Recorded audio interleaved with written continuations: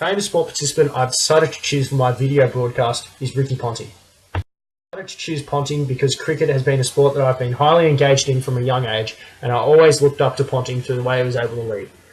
The book I will be using my analysis on is Ponting, At the Close of Play, which is an autobiography that was published on the 1st of November in 2014 by HarperCollins. Sport delivery systems were prevalent in the autobiography and relate to all of the organisations that are involved or contribute in some way to the effective delivery of sport. Sport delivery systems are important to understand as they show everything that goes into making your sport the way it is and directly affects both sport development and sport equity. I'll begin by firstly going into the analysis by examining how sport delivery systems enabled Ponting to progress from club cricket all the way to international cricket. I will then move into the personal reflections section and share my thoughts on how well I believe Ponting understood sport delivery systems and provide a discussion on the benefits of completing the analysis. I will then finish with a concise summary which will summarise the main ideas covered in the video broadcast. And here are the analysis questions. Ponting became involved in cricket.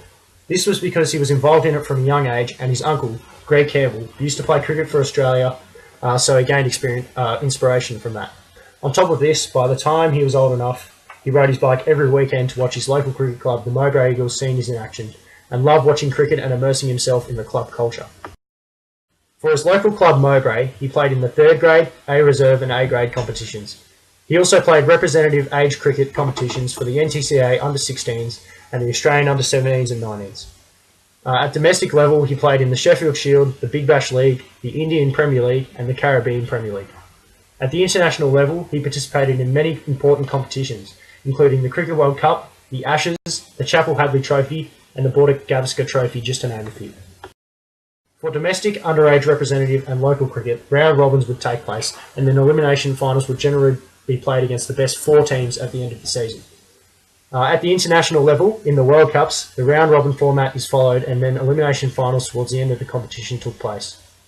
In the Ashes, Border Gavaskar Trophy and Chapel Hadley Trophies, a series of matches is played between the 2 nations involved, and the team to win the most games comes out as winner of the series.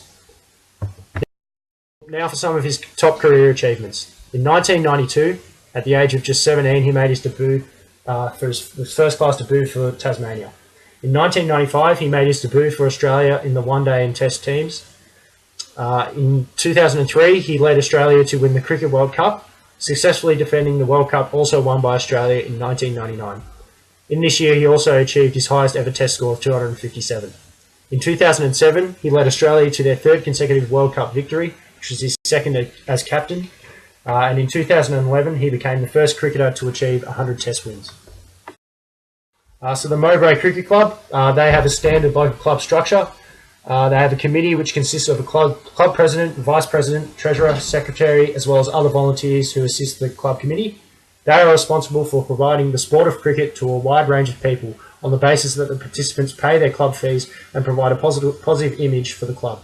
The NTCA, their main responsibility is to develop and identify talent in the Northern Tasmanian district, as well as promote mass participation and enjoyment in the sport of cricket. Nowadays, they're called Cricket North. Cricket Tasmania, their primary responsibilities are to promote and develop cricket in Tasmania, run junior educational programs and competitions, as well as administer the Tasmanian Grade Cricket Competition. The Australian Institute of Sport's Cricket Academy, their responsibility is to nurture future talent towards the international level. They have evolved over the years and now provide squad members with performance analysis and elite athlete access. Cricket Australia, their structure is fairly simple, with a board of 9 independent directors, which consists of a CEO, chairman and 7 other representatives who work collectively in the interest of Australian cricket. Its responsibility is to promote cricket from a sports equity point of view and make decisions to assist the development of our international squads. The International Cricketing Council, their structure consists of a chairman and chief executive, with representatives from the various cricketing nations around the world making up the ICC board.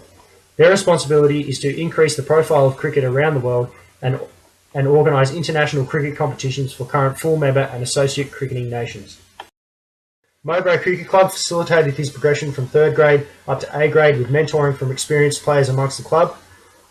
Cricket North gave him the opportunity to play underage representative cricket and provided him with opportunities to play with and against some of the best players in the district. Cricket Tasmania gave him some vital experience and exposure at state level, which was an important stepping stone into his international career. The Australian Institute of Sports Cricket Academy gave him access to specialist coaches who had all been through the Australian system and helped him turn from a state-level cricketer into an international cricketer. Cricket Australia gave him countless opportunities to play with and against some of the best players in the world. They gave him the opportunity to play at the top level, and with further coaching and elite athlete care, they kept him at his peak for a long time. And also the International Cricket Council provided him with opportunities to play in the World Cups. Others that assisted in his sport development include Ian Young, who was a family friend of the Pontings and threw balls at Ponting whenever he wanted to practice, back when he was young playing grade cricket. Kookaburra, which is a cricketing equipment brand which sponsored him since the age of 17 all the way through his career and provided him with all of the best equipment to assist him with playing at the highest level.